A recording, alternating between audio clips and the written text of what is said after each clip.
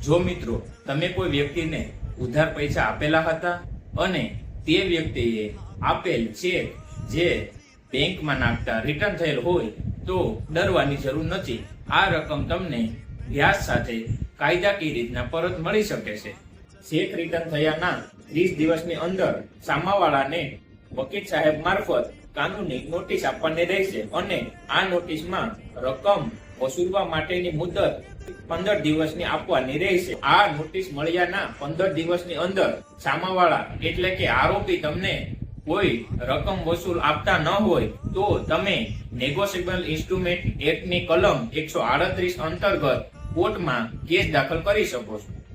યાદ રાખજો, આ કાયદાની જોગવાઈ અંતર્ગત આરોપી એટલે કે સામાવાળાને 2 વર્ષની સજાની જોગવાઈ છે અને ચેકની રકમનો બમણો દંડ થઈ શકે છે. ચેક બાઉન્સ થયાના કોર્ટમાં કેસ દાખલ કરવાની સમય મર્યાદા માત્ર 30 દિવસની જ રહેશે, જેથી ભૂલી ન જતા.